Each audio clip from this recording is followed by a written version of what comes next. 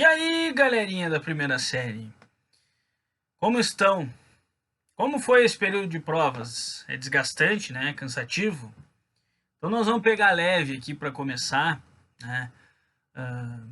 Retomar esses conteúdos de história aqui. Vamos terminar a nossa Idade do Ferro, digamos assim, uma transição que representa essa Idade do Ferro, né? Com a queda dos antigos grandes impérios que existiam na Idade do Bronze, saber especialmente Mesopotâmia e Egito. E vamos retomar, né? Já vimos os hebreus, que é um povo que vai estabelecer-se historicamente, basicamente nesse período, embora tenha uma história muito longa. Já vimos os fenícios, e hoje nós vamos ver o maior império da antiguidade, se não o maior império da história, em termos territoriais, econômicos e militares, que é o Império Persa.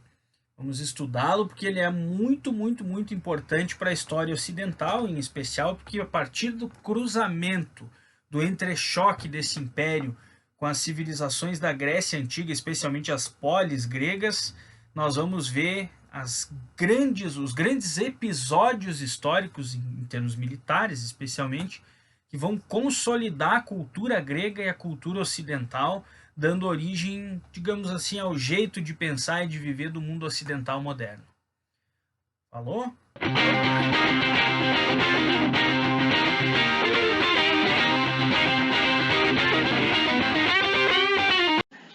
Salve, salve, meus queridos! Estamos de volta então, e hoje nós vamos falar sobre o último povo aqui, pelo menos dos grandes povos que nós vamos estudar para fechar a Idade do Ferro.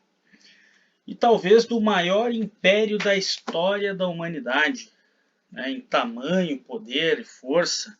Se não é o maior, está entre os maiores, né, que é o Império Persa.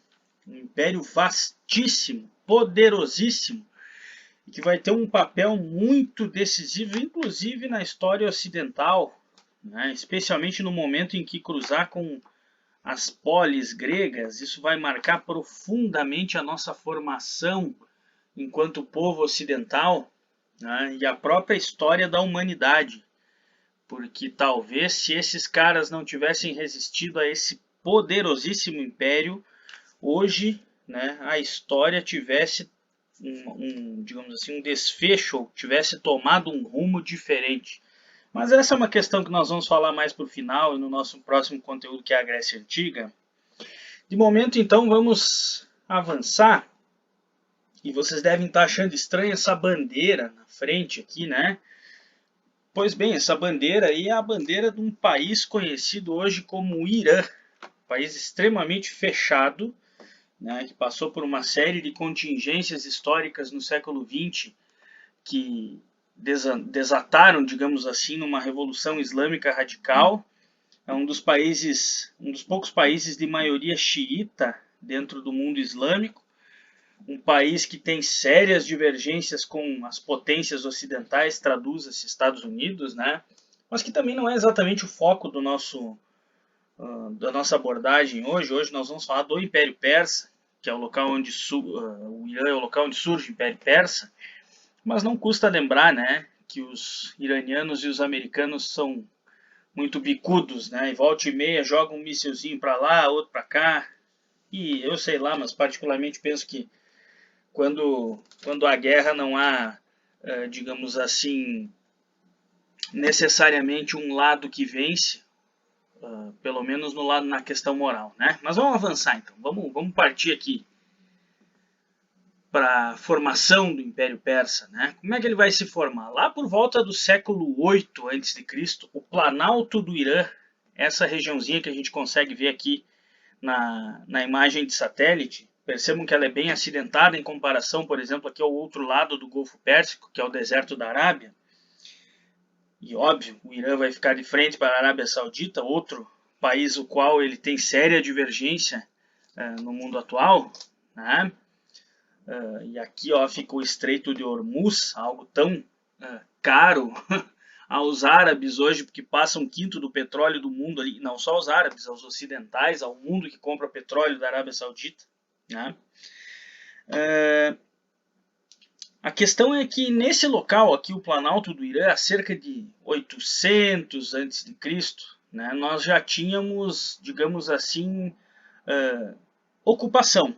Não havia passagem humana no lugar, mas ele vai passar a ser ocupado por duas grandes tribos de origem ariana.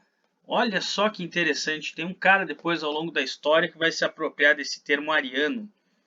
Arianos eram povos que são povos indo-arábicos, vindos da Índia em direção à Europa, vão se estabelecer na Europa, mas alguns pararam no meio do caminho, estacionaram, ficaram ali no Irã, no Oriente Médio, no Planalto do Irã, para ser mais preciso. E dois desses povos, né, vão formar aquilo que a gente chama de civilização persa mais para frente. A saber, né, nós vamos ter ali os Medos, que vão ocupar mais o norte da região do Planalto do Irã, e nós vamos ter os persas, que vão ficar ao sul. São povos europeus e indo-europeus, e a gente chama também de arianos. Olha só, a gente vai ver que num primeiro momento, até o século VI a.C., os persas vão dominar, ou melhor, vão ser dominados pelos medos, né? E nesse período nós vamos ver que vai surgir um imperador, um rei persa, que vai virar esse jogo, que é o Ciro. Ele vai derrotar o reino da Média e vai fundar o reino da Pérsia, anexando esse reino da Média. O Ciro, então, ele vai estender muito rapidamente o seu domínio a outras regiões também. E aí a gente vai ver ali, aqui no mapinha a gente consegue ver com clareza, né, as cidades gregas da Ásia Menor, que são essas regiões aqui, ó, a Lídia, está em amarelinho. Nós vamos ver, por exemplo, outros territórios no meio desse caminho aqui, né? Por exemplo, parte da Mesopotâmia, né? Questão da Babilônia. Mas percebam que ele parte aqui do amarelinho aqui, do reino da Pérsia, e vai expandindo por todas essas regiões coloridas aqui, nessas diferentes datas que apontam o mapa, né?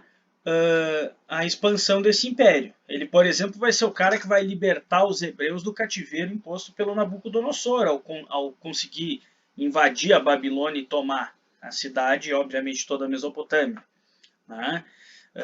Ele vai chegar a regiões como a Fenícia, que nós já estudamos, a Síria, a Palestina, né? Então tudo isso vai passar a fazer parte do Império Persa, a partir do domínio do Ciro. Nesse sentido, nós vamos ver que depois do Ciro vai surgir um outro grande imperador persa, e esse sim vai levar o império ao seu auge, que é o Dario I. Né? Não foi só um Dario que teve, mas nós estamos falando desse Dario I aqui. Esse cara vai assumir o trono em cerca, né, de 522 a.C. E a gente vai ver também que com ele, né, os domínios persas vão se estender da Ásia Menor a oeste, ou seja, ali essa região da Lídia, né, da Turquia atual, até a Índia. Ele vai expandir muito, ele vai chegar aqui na beirada, ó, nas fronteiras do rio Indo, passando em alguns locais até o rio Indo na Índia. Isso, obviamente, vai fazer com que o Império Persa seja o maior império do mundo nesse momento. E talvez da história em termos territoriais. Maior mesmo que o próprio Império Romano. Só que o grande mérito do Dario não foi somente construir, expandir rapidamente com um exército gigantesco esse império. Foi organizar esse monte de culturas, línguas, religiões, hábitos sob a mesma bandeira. Como é que ele vai fazer isso? Ele vai fazer isso basicamente utilizando a tática das satrapias. Ele vai dividir esse território em províncias administrativas chamadas de satrapias. É um nome meio xarope, mas enfim. Elas vão ser governadas pelos sátrapas. Esses caras, via de regra, são pessoas da região, né? Tipo o rei da Babilônia, os reis lá da Anatólia, na Turquia, enfim, os próprios egípcios no Egito, como a gente percebe aqui, né? Que ele também dominou. E aí a gente vai ver que eles vão ter muito poder e vão governar com alguma autonomia esse território, mas devem recolher impostos, tributos ao rei da Pérsia, além de comandar e aplicar as leis reais persas que vão ser impostas, né? Eles vão fazer isso por meio de medidas normativas, éditos, leis, né? Enfim, ele vai manter algum controle por meio desses instrumentos sobre a atividade civil, né? Mas a parte mais religiosa e militar vai ficar ao cuidado também dos persas. A parte religiosa não, a parte militar vai ficar ao cuidado dos persas. Eles vão ter que ceder militares, embora eles possam comandar ali os militares na região, eles vão ter que ceder militares também aos persas quando esses solicitarem. Olha só que interessante aqui. Os principais cargos, então, na hierarquia administrativa do império vão ficar a cargo da elite persa. Porque, por óbvio, vai ser uma maneira de manter o poder efetivo. Isso não inclui os sátrapas, né? O comando do exército, por exemplo, vai ser mantido, né, na mão da nobreza persa. Já a massa desse exército, e aí entra aquela parte que o sátrapa deve ceder ali os soldados, ele pode ser composto por gente de todos os locais do império, ok? E nesse sentido, a gente vai ver que as capitais dos reinos autônomos elas vão se tornar o centro das satrapias, como por exemplo Babilônia vai se tornar o centro da satrapia mesopotâmica, né? E elas vão gozar então de alguma relativa autonomia, como a gente falou ali, com relação à língua, religião, tradições, porém vão ter que pagar pesados impostos aos persas, como a gente já tinha falado. A Índia, o Egito, a Mesopotâmia, eles vão ter que fornecer várias coisas, por exemplo, gado, trigo, e aí depende de cada região, obviamente, né? Ouro, prata, tecidos, vasos, animais, né? Isso aí vai depender muito da região, daquilo que ela produz ou dispõe.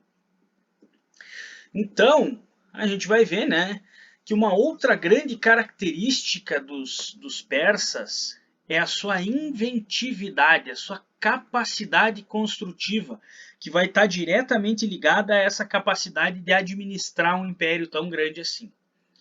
Persépolis, que vai ser mandada construir ali pelo Dario, é um exemplo disso, né? Persépolis é o nome que os gregos davam a essa cidade, que significa cidade persa, é a capital do Império Persa, né?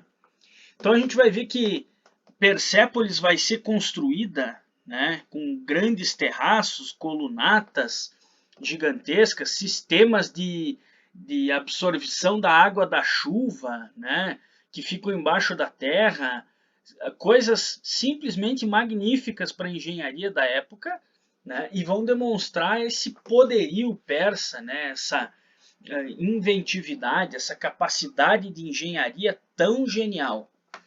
Só que uma das coisas que é mais conhecida pelo Império Persa são as suas estradas, especialmente a famosa Estrada Real, né? Ela vai ser construída, ela vai de Susa, que é a antiga capital do Império, antes de Persépolis, né? Lá no coração do Império Persa, até a Turquia. Imaginem, tem mais de 2.500 quilômetros de estrada aí. E eles vão possuir nessas estradas entrepostos, né, onde os viajantes podem reabastecer, trocar os cavalos, passar uma mensagem, caso seja um soldado, né? Eles calculam que essa estrada real poderia ser percorrida em até 7 dias, se os mensageiros fizessem isso de maneira ininterrupta, de entreposto entre entreposto, que se eu não me engano é de 24 em 24 quilômetros. Eles vão acabar fazendo essa troca, né? Uma mensagem do imperador chegaria muito rápido, então, no final dessa estrada. E aí a gente vai ver que tudo isso, todas essas construções feitas especialmente pelo Dario, elas vão ser pagas, né? E eles vão ter uma moeda única para isso, que é o dárico. A moeda vai ser única em todo o império. E isso também vai, digamos assim, dinamizar essa produção, não vai ser utilizada pura e simplesmente uma mão de obra escrava para fazê-la, né? Então a gente vai ver que até mesmo uma passagem, a gente percebe que eles construíram uma passagem, uma espécie de canal de Suez, né, que ligaria o Mediterrâneo ao Mar Vermelho, né, eles criaram esse sistema para transportar navios ali no que hoje a gente faz de maneira mais simples através do canal de Suez. Eles não, obviamente, não tinham capacidade de fazer o canal, mas eles conseguiam transportar navios do Mediterrâneo até o Mar Vermelho. Imaginem que coisa fantástica isso, né? Então, opa, vamos ver aqui. Opa, já avancei demais. Aqui nós temos, por exemplo, as ruínas de Persépolis, né? Nós temos uma imagem aqui da escadaria de Apadana, né? Percebam que a arte persa ela é feita em alto relevo. Isso aqui aparentemente a gente não consegue perceber, mas é uma escadaria, ó, é uma rampa que vai levar até o topo da onde era o palácio, onde tem as colunatas lá. Palácio esse que foi inspirado nas antigas tendas persas, que era um povo nômade, né? E eles fizeram essas colunatas inspiradas na formação das barracas, né? Das tendas persas dos seus antepassados. Aqui tem um videozinho sobre as construções do Dario, mas antes eu vou encaminhar esse videozinho para vocês aqui, que é do History, num link por fora aqui da apresentação. Antes disso nós vamos falar então do zoroatrismo aqui, né? Que é basicamente a religião dos persas. Os persas eles eram relativamente tolerantes com os povos vencidos quanto às suas religiões, né? Mas eles têm a sua própria religião, que é a religião zoroástrica. Zoroastro, né, que vai ter em Zaratustra ali o seu idealizador, por isso o zoroatrismo, um dos grandes sábios, né? Ela vai ser uma religião baseada na crença de que o mundo é palco de lutas, né, entre a luz, né, o bem, que vai ser representado por Ahura Mazda, que é o criador de tudo que é bom, e Ahriman, né, que é o deus da destruição e das trevas. Nesse sentido, nós vamos ver basicamente que a ideia de bem e mal, né, ela vai nortear, digamos assim, a religiosidade dos persas. E a gente vai ver também, né, que o próprio Deus, aqui o imperador, ele era considerado um Deus porque ele vai receber o direito de governar diretamente das mãos de Ahura Mazda, que seria o Deus supremo dos persas. Essa representação aqui mostra basicamente isso. O povo persa embaixo, o rei recebendo, né, do Ahura Mazda ali o direito de governar, né? Para terminar sobre os persas, que não é um conteúdo muito extenso, a gente vai ver que o declínio da civilização persa vai se dar basicamente no momento em que eles vão entrar em conflito com os gregos. O sonho do Dario era invadir a Europa, era conquistar a Europa, estender ainda mais o seu império. Só que ele vai sofrer um revés muito duro na Batalha de Maratona. Eu não vou me deter muito nisso, porque a gente vai falar nisso quando a gente for para a Grécia, né? E isso vai acontecer em 490 a.C., né? Ele vai ser surpreendido pelos gregos, que vão se utilizar das suas táticas de guerra, do seu armamento e treinamento mais eficiente, e obviamente, especialmente essa parte mais tática, né, militar, que os gregos vão induzir os combates a acontecerem da maneira que eles querem, quando eles querem e aonde eles querem, né? E isso vai limitar o poderio gigantesco do Império Persa, que tinha um exército muito maior. E isso vai acontecer em todas as batalhas, tanto aqui na Batalha de Maratona, em 490, quanto as batalhas promovidas pelo Xerxes, né, o filho do Dario, que vai tentar, com um exército ainda maior, invadir as polis gregas que estavam no caminho entre ele e a Europa. E basicamente ele vai vencer aquela Batalha dos 300, que a gente sabe, né? Embora vá tomar um calor grande ali, mas depois vai perder, né? No cômputo geral lá, as batalhas, vai perder a guerra para os gregos, vai ser surpreendido, né? Nas planícies, na Baía de Salamina lá, pelos barcos gregos, e também em função da tática e da adoção de uma estratégia muito bem pensada dos gregos, vai ser profundamente abalado com essa derrota, vai perder boa parte do seu exército, do seu poder, e isso vai ser o grande motivo, ou o principal motivo do início do declínio do Império Persa. Certo? Então, semana que vem, nós vamos entrar já na parte da Grécia Antiga. que vai dizer respeito àquilo que a gente chama de civilização ocidental, que é o mundo o qual vivemos. Certo, pessoal? Foi um prazer. Até a próxima.